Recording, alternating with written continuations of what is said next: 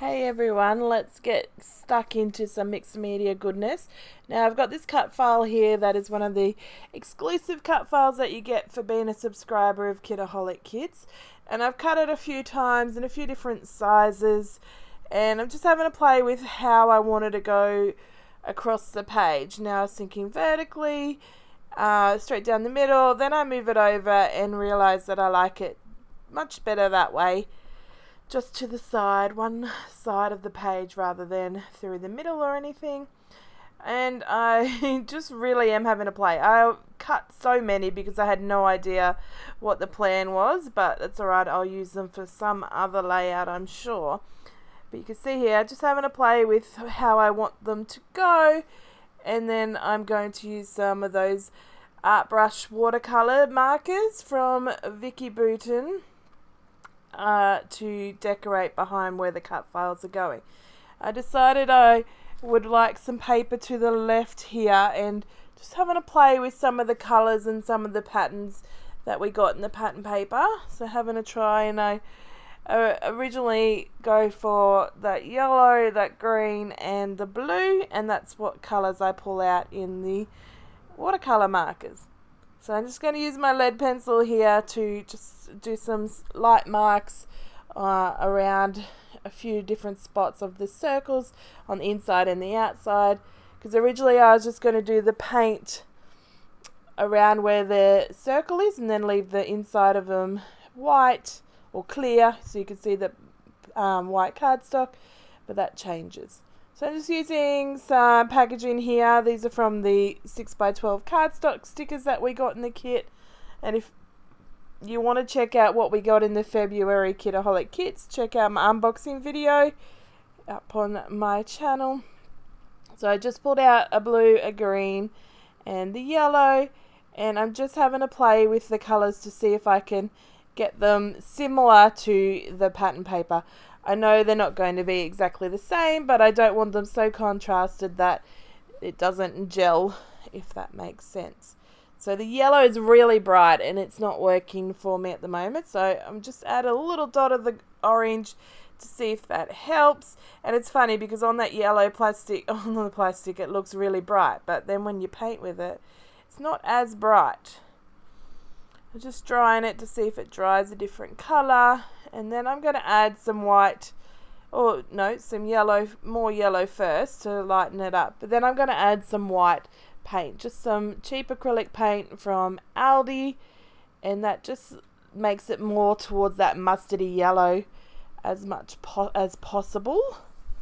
It's not going, like I said, it's not going to be the same, but I want it in the realm so that it doesn't stick out like a sore thumb. So that works much better. You can see that it's getting towards it much better than the first yellow tone that we started with. The blue is brighter, but that's okay. It's still in the same colour family, obviously, because blue and blue are the same colour family. Surprise, surprise. Goodness. Anyway, I added some acrylic paint to each of the green and the blue. It helps the green become more of a matte green, and the blue becomes more of a matte blue, but it also brightens it, so it's a little bit funny. Add in a little bit of water just to mix in those acrylic paint, that acrylic white paint, just to let it flow a bit, otherwise it would have been too thick to mix in with the watercolour. So just checking for the sake of it, but like I said, you can see the blue is a little bit more, but that's okay. So I'm just going to go around through to my marks, and then that's, you can see here I'm just doing the outline just roughly. It's mixed media, we don't need to be perfect. The messier the better, I feel, and no one's going to get mixed media right perfect to, you know, the details. So it's best to just have a play with it. Now I'm just going to pull in the shapes which tangled themselves and see to make sure I've got the right sizes, and that looks really cool. Then I decide I'm going to fill it in. So just sprayed a little bit of water just to water down the inside so that the colour changes tone as in each circle. So you see, I'm just going to put the blue on here around the edge and just lightly, like, I don't know, it's like a fluttering movement that I'm making the brush move, I guess is a funny way. So adding the water in the middle just to blend out that colour, pick up a bit more colour, making sure that the circle fits on there so you can see colour on the inside, underneath the cut file, and then a little bit on the outside in areas, because you don't want it so much that it's just encompasses and is so big, much bigger than the cut file. It looks a bit crazy. Not in this instance anyway. So I'm just going to go through and paint each of the circles. Now I left the process in, even though it's sped up, just so that you could see how they all came together, because there is a few different methods. You can see here I go back and I'm adding a bit more of that blue as that one dries, just to add a bit more of the colour. And I'm just again hovering over the shape, the circle cut file, to make sure. And then I sprayed it, and I didn't hold it too close and it's oversprayed, so there's a little bit of blue speckles which I do clean up. Just using a baby wipe. I didn't gesso my paper, so it's not working like super well, but it is taking off the bulk of it so that it's not so extreme. Did take off some of the yellow, so I better paint some of that back on. And you can see here I've got 3 colours, and to make colours when you've got 3 of them not be next to each other, it is a bit tricky, but to make it look a bit more random, I did it this way. So the blue and the blue are diagonal, the yellow and the yellow is diagonal, and then the green is a bit more spread out. It's just the way it just came together, I guess. It looks, I think it worked out well enough, because you can't, you know, you can't really have a pattern too much that looks too random at the same time. So I'm just using the water brush markers straight on to the circles, just adding some little squiggly lines. I'm not really squeezing it. In fact, I'm not squeezing at all. I'm just going around with the colour that's on the brush, and just making sure that I'm moving quickly so that it is adding this colour to add a bit more depth to the circles rather than it just being a flat colour. So you can see here that looks really cool so far. Laying the cut file on top, laying my picture on top again, and then again with the pattern paper to the left to see how it is looking and how it's coming together. You can see the colours aren't spot on with the shades, but they work fairly well together. So just going to move these across and have a little play. I then decided it needed some splatters, so I'm just going to add some splatters of each of the colour around where their colour circles are, but also overlapping a little, and to the left a bit more than the circles are already existing. That way it just makes it flow on the page a lot better than when there's just no way you could ink splatter and just have it in one section anyway. So having that in mind, and I went back in with a bit more green, a bit more vigorous. So here I am gluing down the cut files. Now I used just my wet glue just so that they were flat.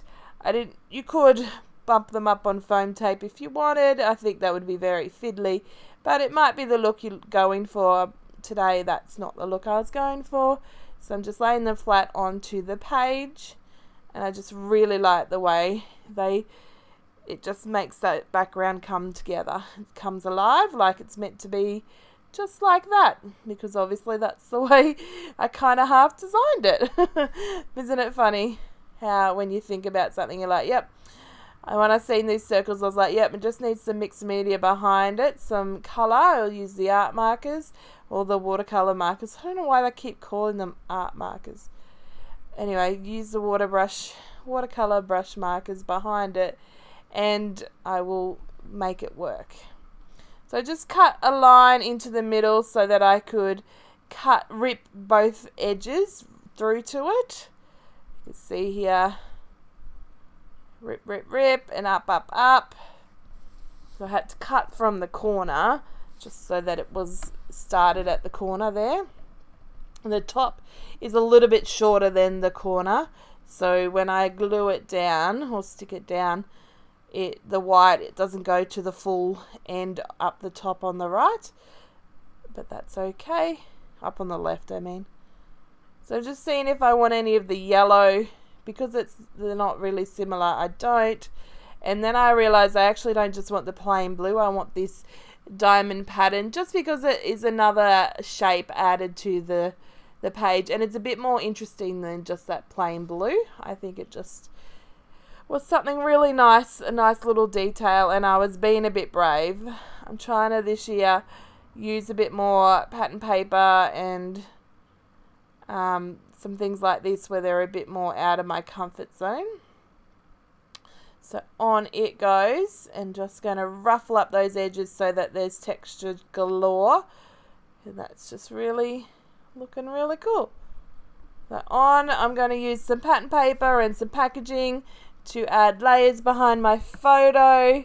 Now I just pulled them out, but you'll see how I glue them all together and how the layers come together. So I'm going to use some of that blue diamond just to bring in that shade of blue to the right side of the layout. And I'm just going to use over here where I've already cut, because it is a cut apart on the other side.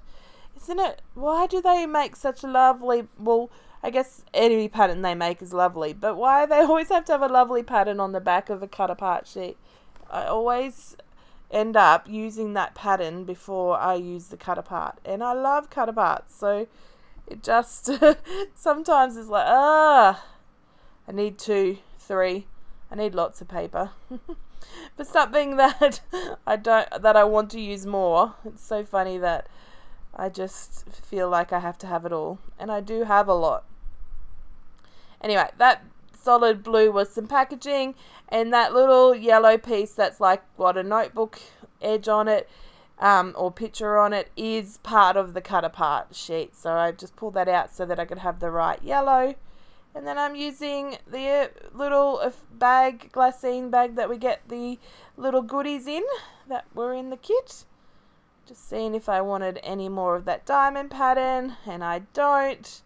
I think that's just the right amount of layering. Just brings it in, brings it all together. I did cut this out and consider using it, but I didn't. It's not right. It's not for this layout. The photo takes up all the space of the sides of the photo that I've cut it down to from the 4x6. So there's not really room to overlap anything onto the photo.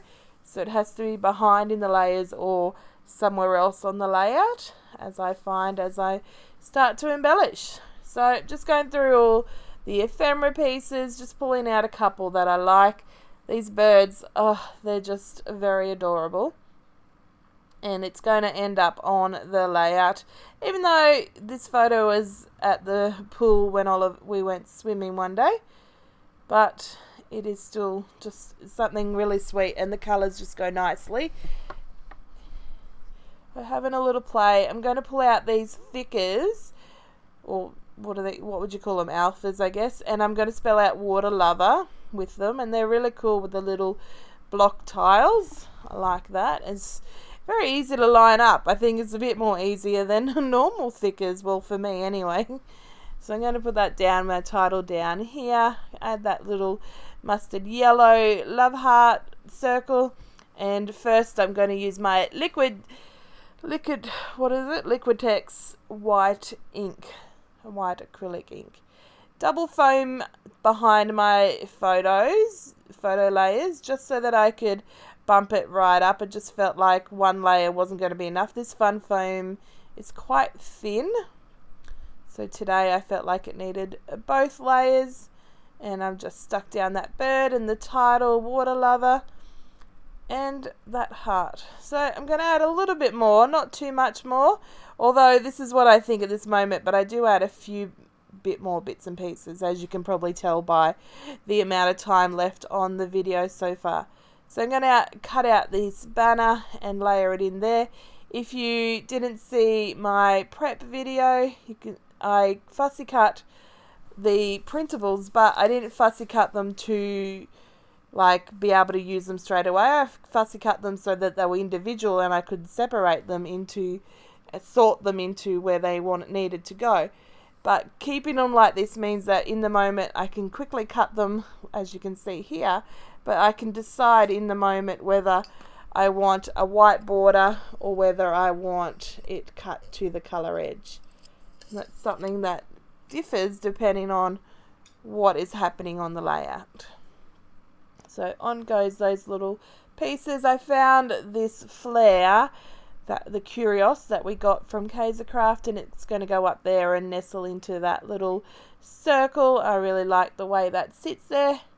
And I found some of these words that are just the right colour. So I'm going to pull out a couple more embellishments out of my really useful box here and just work on finishing the layout, working out what exactly I want to use and what I don't want to use. But sometimes I like to just narrow down what is available to me. So pulling out a few things and going, yep, this is what I want to work with. And I found this refresh. And I really like the colour is just perfect, and I needed more of that green. It needed something green, and there's not too many embellishments in that bright green, or dark green, I guess, dark bright green at the same time. I'm going to put this circle up here. That's just going to bring in a pop of the blue. It does look black, but it is navy dark blue, so that is helpful. And I'm just going to double layer that word refresh because my photo is double layered, so it needs to be up. Just going to put it just down there so that it hovers over the green circle but connects to the cluster with that yellow banner heart and connects to the photo, making sure that I don't cover his smile. So just working on some sequins. I pulled out some of the white sequins. I did put a white enamel dot down onto that bird cluster earlier, in case you missed it, but I am going to just add this word phrase here, and then I'm going to add some sequins. So just putting a little bit of glue and using my finger, which is not the best way to put sequins, especially when you have a sequin pickup tool and it is really within like arm's reach. It is literally just above my layout, but for some reason I forgot that I owned it and struggled with the sequins a little. Found that little green cross, and that again brings in some more of that green. Now you could use these little cut files and use your watercolors to make a little tone on tone embellishment going on. So I've got this green on green here, and up the top it has that green Curios on top of the green. And you could totally yellow to yellow and blue to blue and deck out this layout that way, but I just like the scattering and the 3 embellishments clusters. So sometimes it's nice to just stick to that rule of 3. Just checking to see if the layout's coming together well. Now the yellow is still too bright for me, so I pull out this Vanilla Custard Dilutions color, and I'm just going to put a bit of color on and then use my finger to smush it in and blend it in so that it's not just sitting on top and it's obvious that I added it as a last minute. So you can see, just mutes it down and becomes a bit more of the mustardy. It was really tricky to get that color the way I wanted it, but it isn't too bad in the end. Anyway, here's the close-ups, and hopefully you've enjoyed this video and it's inspired you to get creating, especially if you've got the watercolor markers. Head into creating and getting messy with them and have a great time. Thanks for joining me. Bye guys.